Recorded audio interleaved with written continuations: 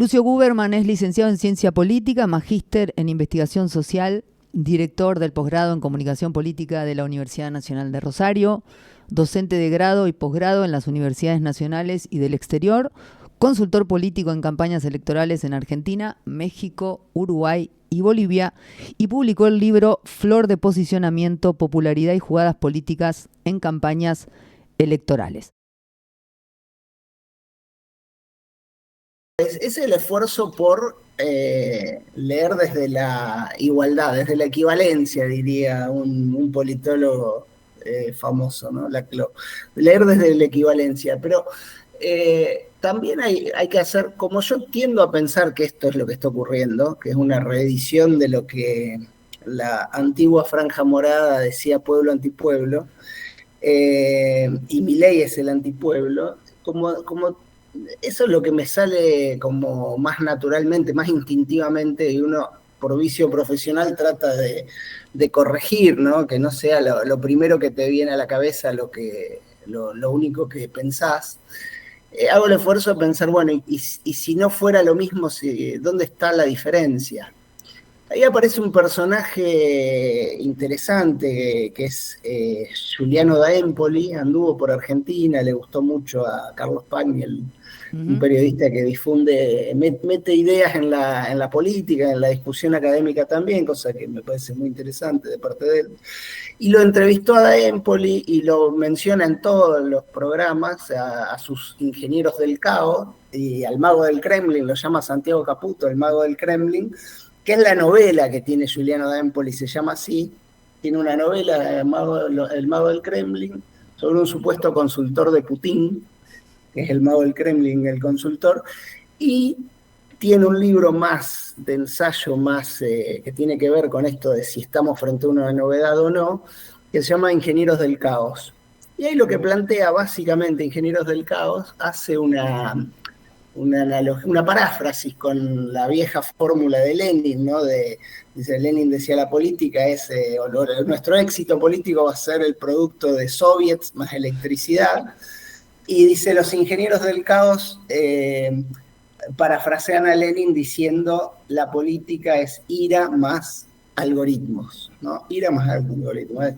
Juntar a la gente enojada vía el Big Data, ¿no? Con el Big Data podés detectar quiénes son los enojados, hacerlos que se enojen más todavía y juntarlos sin ni siquiera que sepan que están juntos en una posible convergencia votando para algo.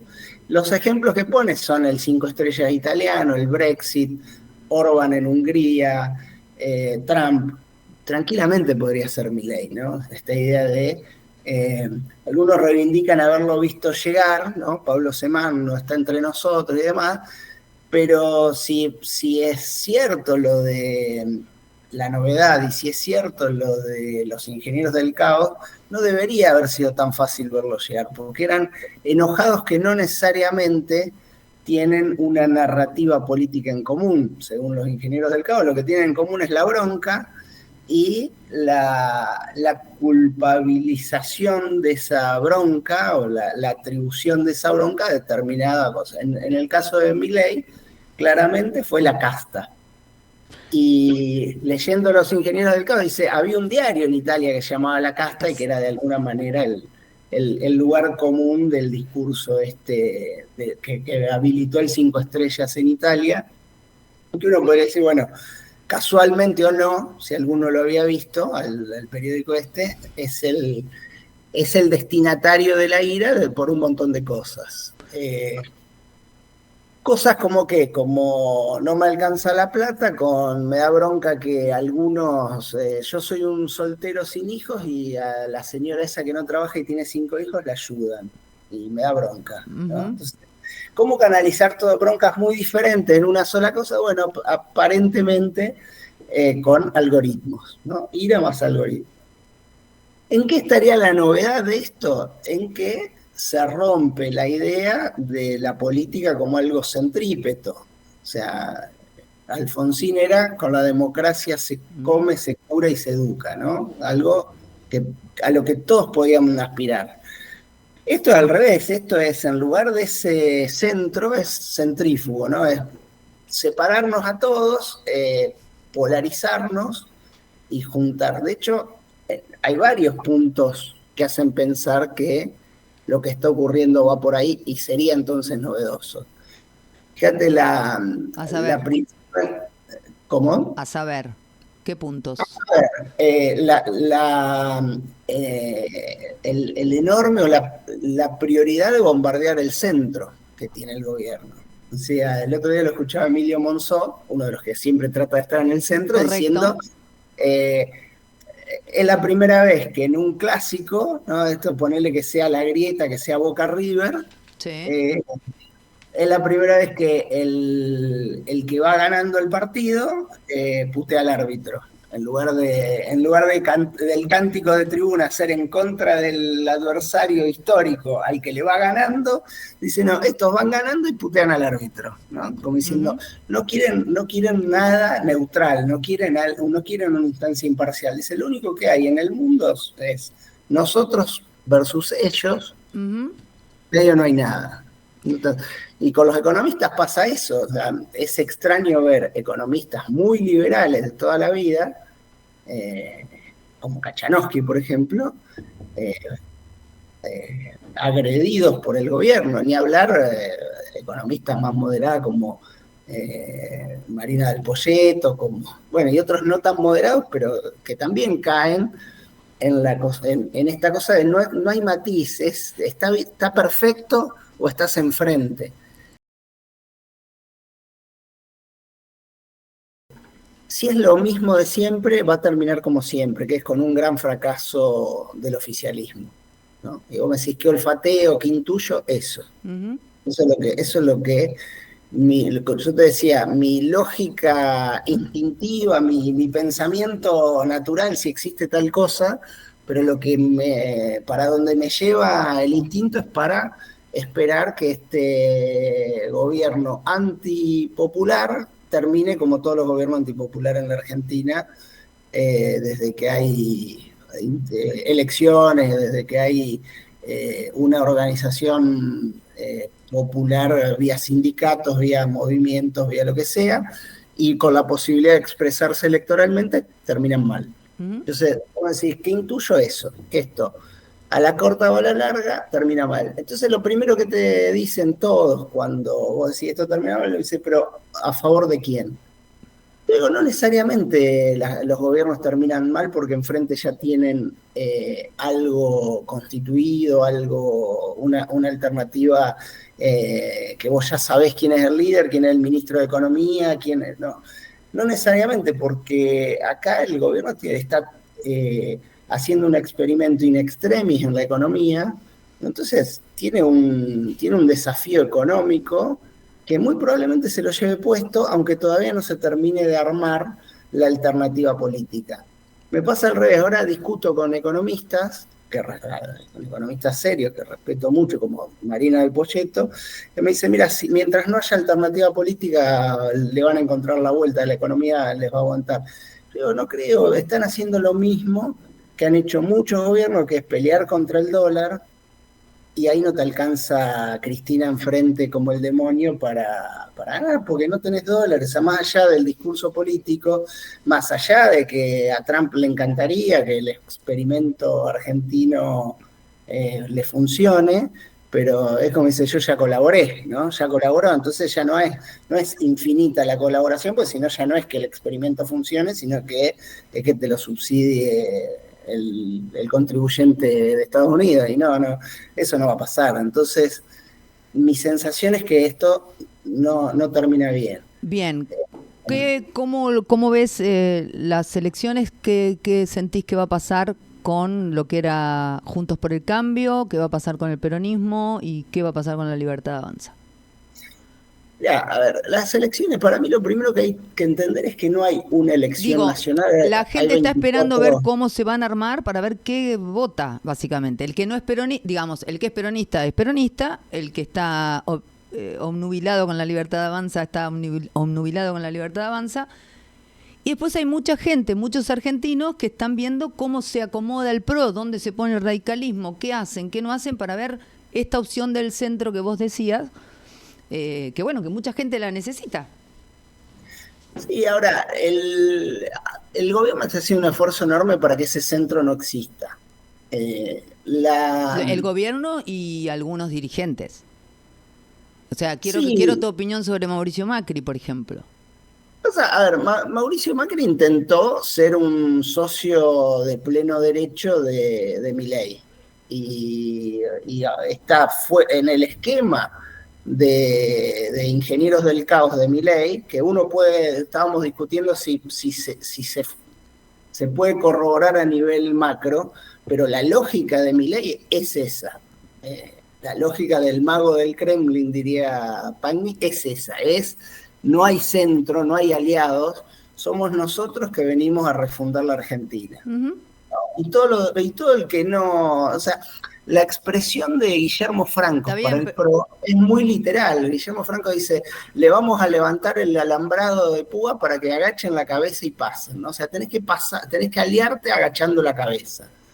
Eso en política no existe. O sea, en la política democrática esa metáfora es un enorme incentivo para romper, ¿no? Para el éxito. Hay algo que no termino de entender y que no terminamos de entender unos cuantos, que es que más o menos sabemos cuál es el papel que jugó Mauricio Macri para que Javier Milei fuera presidente, y qué es lo que no termina de conseguir Macri para que o se junten de verdad, porque es tristísimo lo que voy a decir, pero todos lo sabemos, lo hacen porque les conviene, sencillamente porque les conviene, porque les reditúa. O sea, la casta está esperando más que nunca. A mí lo que me da mucha bronca de Milei, y no escucho que muchos lo digan, es que justamente esta cosa anticasta que él tiene, en realidad la política que él hace es pura casta. Él está yendo persona por persona tratando de convencerlo para que, diezmando de un lado para sumar del otro, está trabajando permanentemente y comprando voluntades, o sea, ampliando la casta a lo pavote. Es la persona que más crea lo que detesta. Y de hecho, al polarizar y al dejar a tanta gente sin partido político, sin bandera, yo hoy estoy escuchando, por ejemplo, acá en Chacabuco, gente radical que ve posible una alianza con La Libertad Avanza, aunque arriba no se produzca. Y esto es compra de voluntades. En 3 meses hay que sacar un proyecto, ya compran voluntades. Entonces es casta más casta más casta, y lo está generando el número 1 de los anticasta. No, pero a ver, varias cosas. Yo creo que ahí hay que separar algunas variables. Así todas juntas parecen contradictorias y creo que no hay contradicción. Hay una definición de acumulación política en la cual, primero, casta es lo que Milei diga que es. ¿Tá? No hay una definición científica de casta. Casta, el poder de castizarte o de descastizarte lo tiene el presidente. Entonces, ese es un superpoder que se... A vos te divierte, pero es peligrosísimo. Bueno, pero a ver, es lo de siempre, en comunicación política, te acordarás, yo les decía, comunicación política es definir cómo te conviene, ¿no? Entonces, el que define, decide. Milei define y decide quién es casta y quién no lo es. ¿Cuál es la regla de juego en un espacio público democrático como el que tenemos y accesible para todos, con redes y con un montón de recursos? Es ser verosímil, Entonces, Milei al principio se metía hasta con Lali Espósito y le decía Lali Depósito y tenía más festejo que... Ahora ya no es tan gracioso. Ya perdió apoyo de alguien tan claramente antikirchnerista como Mirta Legrand. ¿Por qué? Porque es muy grosero, porque le pone ahora Mirta ya no le gusta más que le ponga apodos a la gente, ¿no? Que el presidente le ponga apodos a la gente. Entonces, tenía el superpoder, lo tiene todavía, pero lo va teniendo menguado. ¿Menguado por qué? Porque la credibilidad no depende solamente de la eficacia de cada una de las selecciones que haga para decir este es casta, este no. La eficacia va en conjunto con esas otras variables que te decía no mezclar. Una es esta, el poder de la definición. El otro es la sensación de la gente respecto al rumbo económico. Hace un año y medio que estás y la verdad que no estoy mejor. Hay cosas que están mejor, bajó la inflación, sí, pero empiezo a tener más miedo por mi empleo. Ni hablar del empleo público, al que lo tiene acortado en su ingreso y amenazado en su estabilidad, pero empiezan a sentir lo mismo muchos sectores de actividad y muchos empleados privados, además de algunos cierres que ya se produjeron y que generan que el índice de desempleo suba. Entonces, cuando vos empezás a tener malestar, ya no te crees todo lo que dice el gobierno. Cuando el gobierno mete goles, todos se lo festejan. Sí, digamos, somos todo el mismo equipo, pero el problema es cuando empieza a haber goles en contra, ¿no? Entonces ahí dice, bueno, la credibilidad del conjunto, más en este país exitoso, como ya sabemos, nosotros somos el país que lo puteaba a Messi. Entonces, ¿por qué creer que el presidente va a tener un crédito? Tiene un crédito porque te dicen, mirá, si ¿cómo se llama el técnico actual? Si a Scaloni le va mal, vuelve Sampaoli, ¿no? Entonces acá es lo mismo, si a Milei le va mal, vuelve Cristina.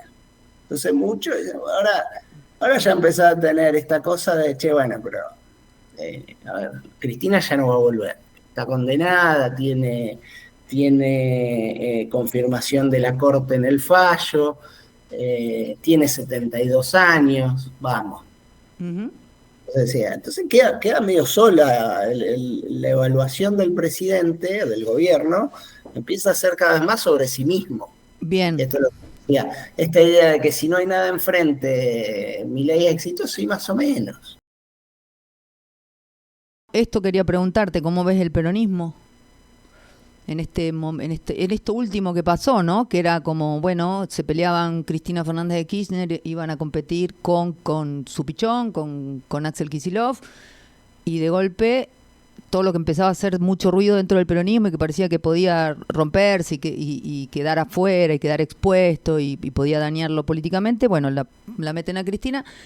No sé qué sentís vos, qué pasó, si fue la justicia, si fue Milei, si le salió el tiro por la culata metiéndola presa porque reorganizó de alguna manera el peronismo y los volvió a juntar, si alguien se pensó que esto podía pasar, si alguien pensó que esto era imposible de pasar. ¿Cómo lo ves? Porque es raro, los que más o menos entendemos cómo funciona el peronismo, creo que todos podemos hacer una lectura de que mandás presa a Cristina y juntás nuevamente el peronismo. Yo creo que ocurrieron dos cosas. Primero, que no iban juntas, pero terminaron siendo causa y consecuencia. Y la primera es que la interna esta que mencionás entre Kicillof y Cristina lo lleva a Kicillof a desdoblar. Cristina hace lo que siempre hace, que es generar una salida de la supuesta encerrona que la beneficia, le saca un plus a lo que se supone que es su encerrona, ¿no? Cuando Macri desde el gobierno la desafiaba, decía es mano a mano, es de Cristina o Macri, dijo no es Cristina o Macri, es Cristina o un tipo mucho más moderado al que voy a acompañar. Le ganó. Ahora Kicillof hizo lo mismo, no, te vamos a dejar sola, vos andá a la Nacional y te vamos a dejar sola porque vamos a adelantar los intendentes y yo, vamos a ir a elecciones el 7 de septiembre, la vamos a adelantar. Y te dijo, no van a ir sola, no me van a dejar sola, yo voy a ir en la tercera sección, que tiene un recorte electoral que la beneficia mucho. Y ahí creo que se le encendieron las alarmas a esos, ¿viste? Que dicen el FMI, el prestamista de última instancia. Yo creo que la Corte Suprema es la responsable en última instancia del antipueblo, ¿no? Y cuando dijo uno sensato como Lorenzetti o Rosati, dijo, che, Cristina va a sacar, ¿cuánto? Más cerca del 50 que del 30 que le atribuyen todo. Y después de explicarle a la gente cuando ve a Cristina 47, 48%, que en realidad no es en toda la provincia de Buenos Aires, en Avellaneda, La Matanza, pero Vicente López no, San Isidro no, bueno, no, mejor no expliquemos eso, que no ocurra eso, Que no ocurra. que eso no ocurra. Entonces creo, y por eso yo creo que más allá de que te hablen de los 17 jueces que participaron, toda una causa y un timing de la causa netamente político. Es que no ocurra otra vez, Cristina. Entonces nos deja todo lo interesante queda en ese lugar imposible del contrafáctico. ¿Qué hubiera Tal pasado cual, si, sí. ¿no? Al final nos quedamos sin saber si era contra el Gordo Dan o contra algún funcionario importante o contra nadie, ¿no? ¿Qué estrategia darse para desvalorizar un resultado de Cristina por arriba del 40? Que es Bien. lo que en la tercera sección cualquiera piensa que hubiera sacado. Metida Cristina Fernández de Kirchner, bueno, en la cárcel, en prisión domiciliaria. ¿Cómo pensás, cómo ves que va a jugar el peronismo estas elecciones? Bueno, el peronismo tuvo como dos momentos, ¿no? La primera reacción a la velocidad de la confirmación del fallo fue una reacción de unidad y de Milei más una justicia antiperonista nos puede salir carísimo, ¿no? ¿Cómo siguen? Y los primeros que reaccionaron fueron los gobernadores más cercanos a Milei, ¿no? Catamarca y Tucumán dijeron esto no puede ser, ¿no? Y creo que con mucha sensatez, porque lo que correspondía era eso, o sea, eran los siguientes, ¿no? Porque era como decir, si a los que parecen más amigos no están cubiertos, a los demás, ¿no? Es una muestra o sea, es un gesto de disciplinamiento enorme. Al peronismo ya le pasó tantas veces que, así como van al lado del sol por necesidad de la fiscal provincial, también saben que sin política todo lo fiscal no se resuelve. Entonces el peronismo entero reacciona de una manera bastante homogénea por la injusticia de lo que estaba ocurriendo con Cristina, ¿no? Uh-huh. Ahora, ni bien la justicia les da una muestra de, vamos a llamarle, racionalidad y no de ensañamiento, como por ejemplo decir, no, ni venga a Comodoro Pi, Cristina, que se tranquila, usted ya tiene la domiciliaria. Pero a mí me dice, bueno, no es, Tan no es una grave. avanzada, claro, no es una avanzada sin cuarteles. Uh-huh. La justicia quiere hacer su rol de, bueno, ¿no? Sí. No se lo cree nadie en el peronismo, nadie, porque digo, la gente, vos ves todas las encuestas y dice, la mitad de la gente está a favor de que se haya expedido la justicia y que la condene, y la mitad piensa que es político, que la causa está armada, bueno, 50 y 50. Entonces, si es 50 y 50 en el global de la sociedad, imagínate en el peronismo son muy pocos los que creen que la causa siguió un curso institucional, procedimental, etcétera, ¿no? Uh-huh. Entonces, en el peronismo muy pocos creen eso, pero como estamos hablando del partido de la negociación por excelencia, cuando ven que del lado de la justicia aflojan, no siguen cerrando el lazo, apretando el nudo, también aflojan. Y entonces vos tenés un momento de la reacción inicial es de unidad y de movilización, y después empieza a aflojar. Y también la pregunta que se empiezan a hacer todo, bueno, ¿cómo sigue? ¿Cómo hacemos para Uh-huh. aguantar? O sea, Cristina no juega electoralmente, hay que reagruparse. Primero está la elección bonaerense, eso Uh-huh. también a los gobernadores les da un tiempo de especulación, vamos a llamarle. Y tenés ahí el escenario que yo empezaba a decirte, que es el de, no vamos a una elección nacional, sino que vamos a 24 elecciones provinciales, que van a dar la sumatoria.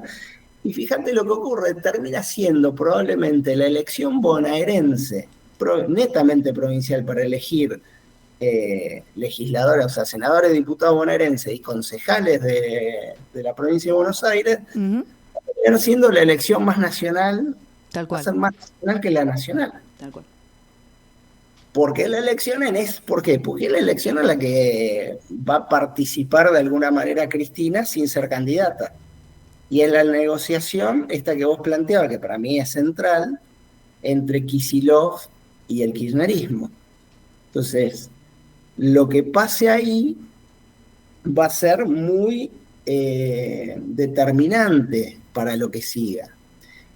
Pero ojo, porque lo que sigue no es una elección nacional, son 24 elecciones provinciales. El presidente no tiene ningún gobernador, va a hacer alianzas con algunos. Por ejemplo, el Río Frigerio da toda la sensación y todas las señales son de lista única entre Frigerio, que viene de Cambiemos, y La Libertad Avanza versus el peronismo. En otros lugares como Santa Fe vas a tener tres, vas a tener el peronismo, los libertarios y Puyaro unidos. Tal cual. ¿No? Entonces, va a ser una elección que, lejos de lo que esperan todos, que es que defina, ¿no? Milei arrasa o Milei pierde. No va a ocurrir ninguna de las dos. No tiene forma la elección de generar ni una victoria arrasadora de Milei, ni una derrota contundente. Pienso lo mismo. Pensemos esta ecuación, si sin saber legisladores del peronismo quiénes son, ¿no? Porque también hay que pensar que las elecciones de medio término en la Argentina siempre fueron, no importa quién va, el tema es a qué representa, a qué partido político representa. Si es por el peronismo, no sé quién es, pero lo voto. Funcionó toda la vida así. Bueno, ahora parece que tiene por ahí más entidad la persona. Podríamos llegar a pensar un perfil. Entonces, más allá de saber quiénes son los candidatos del peronismo y quién puede poner Milei en provincia que sea, no sé, espero, alguien que sea una personalidad fuerte y que tire 4 titulares en redes sociales y explote todo. En provincia de Buenos Aires, más allá de esto, para vos, ¿quién gana? Hacer un pronóstico a ganador o perdedor, cuando lo que vos intuís que en la enorme provincia de Buenos Aires la diferencia va a ser de 2 puntos para un lado o para el otro, no tiene mucho sentido. Digo, no cambia la tónica del proceso social por 2 puntos. No es que la provincia de Buenos Aires se pinta de violeta o se pinta de azul. La provincia de Buenos Aires va a ser mitades. No va a poder resolver socialmente el drama de antes estábamos mejor o mira, vayamos para adelante porque cualquier cosa para adelante va a ser mejor que lo que tenía. No, va a estar por la mitad ese proceso, ¿no? Es la definición de crisis gramsciana, ¿no? Lo nuevo no nace y lo viejo no muere. Estás en ese punto. Estas elecciones, los políticos le están hablando o le quieren hablar o le van a intentar hablar a Milei, no a nosotros. Si vos repasás la retórica de los principales líderes opositores, o inclusive de Macri, que intenta ser aliado, es lo que vos decís, le hablan a Milei. El Che Milei de Cristina está claro, ¿no? Macri intenta ser de alguna manera el inspirador de esto, y Milei le dice, no, gracias, a mí me inspira mucho más Menem que vos, ¿no? Y claro, Macri se muere y no quiere, no le gusta para nada eso. Pero me acordé de Menem por el síganme, ¿no? Lo de Milei es un síganme que no los voy a defraudar. Estamos haciendo lo que nunca se hizo. Por eso yo arranqué con esa larga respuesta respecto a si estábamos en una novedad o estamos en un nuevo capítulo de Pueblo Antipueblo, porque yo te insisto con que para mí ahí está el nudo de la cuestión. Y a mí todo me termina cerrando en que estamos en un nuevo capítulo de Pueblo Antipueblo, pero el gobierno intenta ponerse en un lugar refundacional. Y en ese punto está bien la pregunta que vos haces, es ¿quién le habla a la gente? Nadie, pues estamos todos evaluando, digo, yo me pongo, no me pongo del lado de la gente, me pongo más del lado de la casta, más del lado de la dirigencia política, me siento ahí más que en la gente, y estamos todos los que formamos parte de la dirigencia pensando más en esto que en el proceso social. Después vienen los antropólogos y nos dicen, nosotros nos dimos cuenta de lo que iba a pasar, ¿no? A los politólogos, ¿no? Nosotros nos dimos cuenta, ustedes no se dieron cuenta. Y en un punto es cierto, pero digo, lo que estamos viendo, lo que estamos tratando de entender los dirigentes, algunos lo interpelan a Milei desde la bronca y desde esta reacción, ¿no? Sos el antipueblo, ya te vas a caer. Listo, como se cayeron siempre. Yo estoy ahí, digamos, pero los que intentan, los que realmente creen que el problema de Argentina es cómo se refugió el pueblo hasta ahora en el peronismo, y le dicen a Milei, mirá, tenemos una gran oportunidad, les ganaste otra vez, la gente cree en vos, la gente sigue 50% con vos a pesar del ajuste brutal que hiciste. ¿Por qué no corregimos algunas cosas y vamos bien? ¿Por qué no ampliás la base y vamos bien? Y le hablan a Milei, y Milei no quiere escuchar a nadie. Entonces, vamos a una elección de ese tipo, en el que va a haber un gran teatro ahí arriba, y la gente va a tener que decidir. Como vos decís, mirá, creo que es tan claro, y ahora te termino dando por completo la razón en tu hipótesis. No importa tener razón, no importa para nada tener razón. Tener razón de una manera muy contundente, que es el crecimiento de la inasistencia electoral, ¿no? De la abstención. Para mí mal llamada abstención, porque la gente no va a votar, ¿no? No va y vota en blanco. Tal cual. No va a votar directamente. Entonces se cayó casi un 15% la participación electoral en estas últimas elecciones que viste en Capital, en Cava. Bueno, eso dice un montón de cosas que nadie lee de verdad. Pero la podés leer en la clave que vos planteabas, que empieza a ser un circo muy desanclado de los espectadores. Mira, nosotros hacemos la función como nos gusta, y si no querés ver, quédate en tu casa. Bueno, y está pasando eso. Tal cual. De hecho, mis hijos, por ejemplo, para dar una idea, bajarlo bien a tierra lo que estamos diciendo, mis hijos que empiezan a votar, me dicen, pero mamá, ¿no es obligatorio? Sí. Como es una obligación y tenés una penalización si no lo haces. Bueno, hijo, van cambiando, ¿viste cómo es lo obligatorio? Depende el contexto político, social y económico en la historia de un país.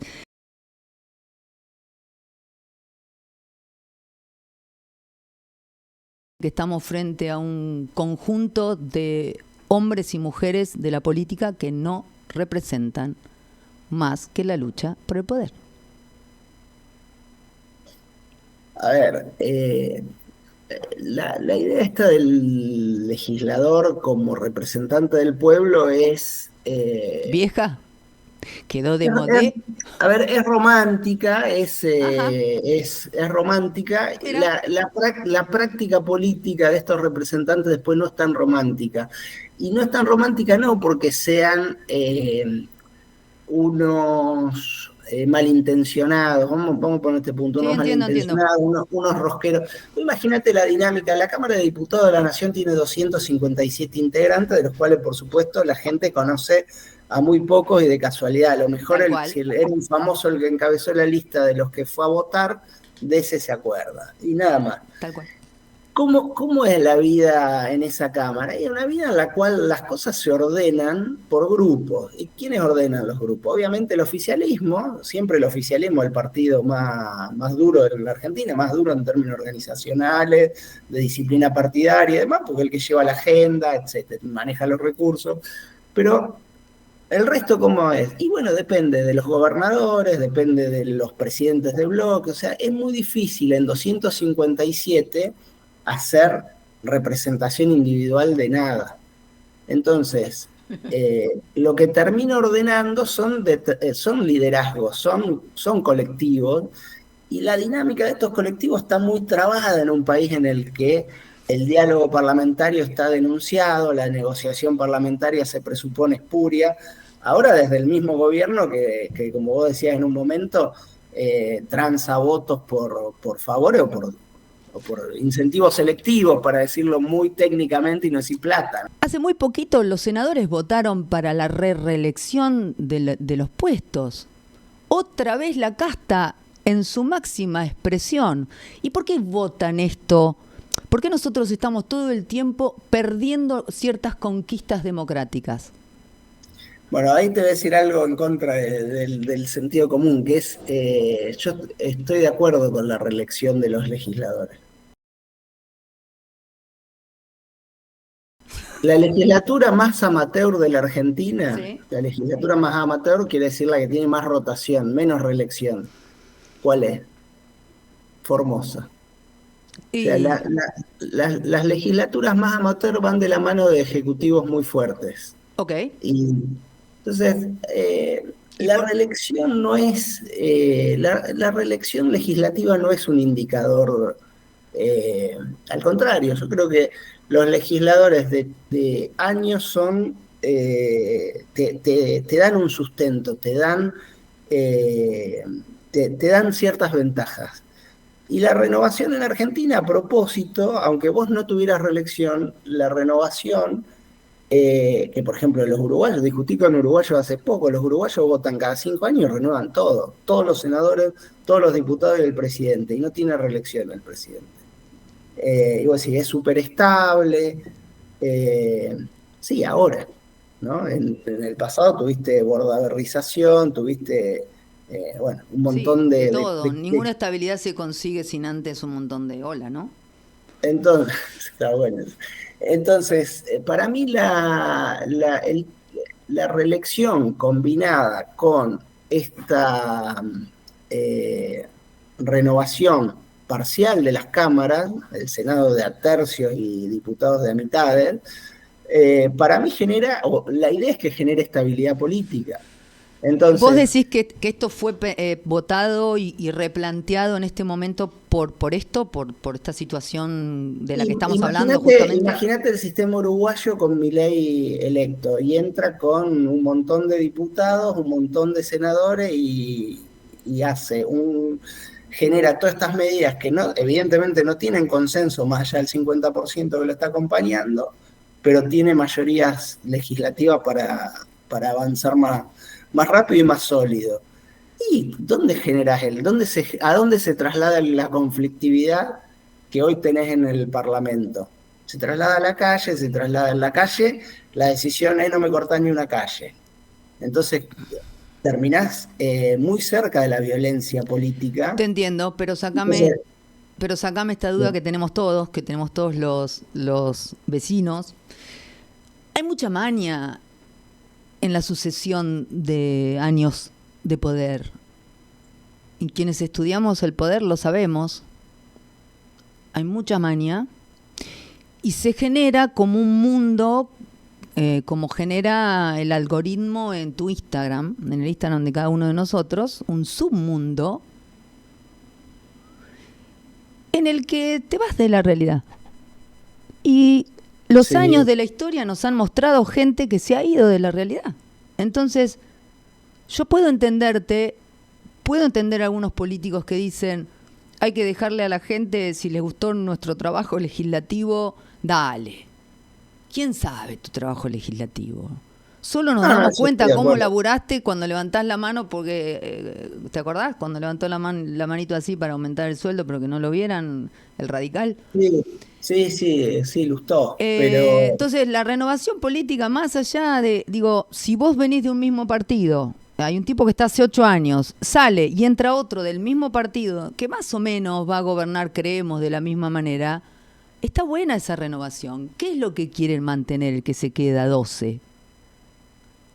a ver, yo no veo un gran punto ahí. Honestamente, no veo un gran punto en la permanencia de los legisladores. Los legisladores, ¿No ves que se arme un ecosistema ahí, Lucio? pero en un punto lo veo como un resguardo frente a un poder ejecutivo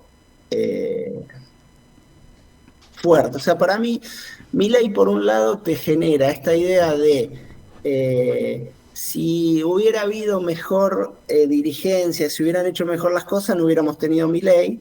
Y por otro lado decir, bueno, menos mal que tenés alguna dirigencia profesional para resistir el embate Milei, ¿no? Para hacérsela menos fácil, para hacerle menos fácil el atropello Ujú. institucional. Institucional.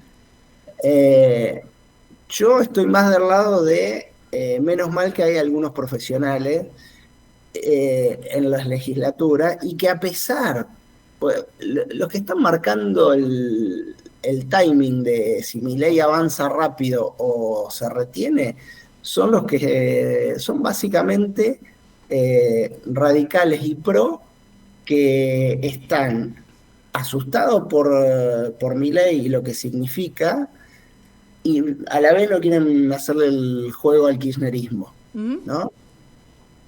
Y si esos legisladores fueran flojitos, ya los hubieran pasado por el cuarto, ya estarían en uno u otro de los dos lugares de la grieta, ¿no? Ujú.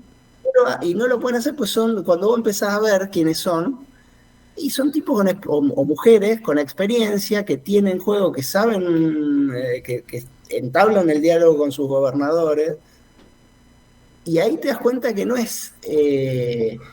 que no es gratuita la experiencia parlamentaria, no es gratuito tener nombres propios con algún peso específico Sin duda. en, en En la, la cámara o las cámaras. en la Cámara. Entonces, para mí, ya hubo una discusión muy fuerte sobre esto, sobre todo a nivel de las legislaturas provinciales. Sí. No te olvides que la visión de la gente, del pueblo, es que ahí es, bueno, es lo que dice Milei, ¿no? La gente tiene esa visión, es el nido de ratas donde se hacen todos los negociados. También es el lugar donde se frenan a los ejecutivos, donde se depura la justicia, ¿no? Entonces, yo creo, por eso esta charla antes de las elecciones, ¿no? Para que tomemos conciencia de la importancia que tienen estas elecciones, que parece que no. ¿Viste que sí, yo parece que creo no? más en buena selección de los legisladores que en limitación de los periodos. Totalmente. ¿El radicalismo perdió la identidad? Bastante, bastante. Y, y la última tiene que ver con tu análisis desde el lugar que vos quieras. ¿Por qué Milei, el presidente Milei, está diciendo todo el tiempo cosas como basuras, ratas inmundas, cucas inmundos, parásitos mentales? ¿Por qué lo puede decir? ¿Y qué Es consecuencias su, trae? ¿Qué consecuencias trae que, digamos, básicamente es que un presidente de una nación le hable así a la otra fuerza política? Va de suyo que no puede llegar a ningún buen puerto. Un país que no conversa no llega a ningún puerto, lo sabemos históricamente. Entonces, bueno, ¿pero por qué puede? ¿Por qué no estamos naturalizando la gente y la gente ya en las redes, ya la gente habla así, ya la gente, hasta en los pueblos, en provincia de Buenos Aires, la gente habla así, se trata así? Por a Facebook, ver, por ejemplo. claramente hay una autora que a mí me gusta mucho, se llama Yvonne Bordelois, ¿no? Que habla, dice, hay que cuidar el lenguaje porque la, digamos, si el lenguaje no nos comunica más, lo que sí es físico, es violento. Entonces, la palabra amenazada se llama el texto hermoso que escribió esta señora, y me hace acordar todo el tiempo Milei cuando sube tanto la violencia verbal, digamos, siempre me viene la precaución de, y esto no puede terminar en violencia física. La verdad es que hasta ahora eso no está ocurriendo, y no quiere decir que festeje el lenguaje del presidente, ni mucho menos, pero lo que estoy viendo es esto que te decía al principio. Entiendo que esa forma de hablar es parte de la concepción eh, polarizada, de la concepción centrífuga. Mirá, no importa cómo te lo diga, vos estás acá o estás allá. esa política de tómalo o déjalo, para mí, coincido con esto último que dijiste, no te permite construir consenso. Porque el tómalo o déjalo, no, ¿dónde está la negociación? Si yo quiero llegar a un acuerdo contigo, mira, yo quiero decir las cosas que tenga para decir acá, y vos me vas a hacer las preguntas, me viniste haciendo las preguntas que vos querías hacer. Entonces, hay una negociación implícita. Vos preguntas lo que querés, yo contesto lo que quiero, pero tratamos de que parezca De un construir un diálogo, sentido. que, claro, porque hay un lugar común, Ujú. ¿no? Está faltando eso. Tal cual. Yo me formé y creo en una política en la cual eso es central. Yo tengo, hay un tipo que a mí me gusta mucho, se llama Martin Plot, que escribió un libro que se llama El Kitsch político, ¿no? Kitsch como, ¿no? Ujú. Grasa.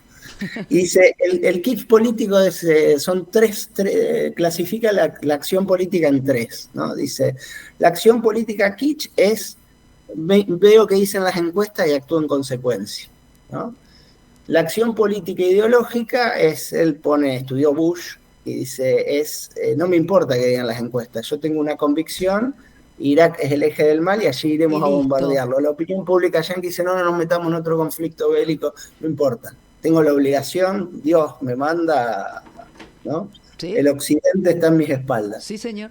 La tercera, o sea, la kitsch, la ideológica, y la tercera, en la que creo, en la acción política democrática. Yo tengo estas convicciones, enfrente tengo gente que tiene otras convicciones, a las cuales le respeto su pensamiento, espero que respeten el mío, y vamos a discutir cosas que tenemos que decidir conjuntamente.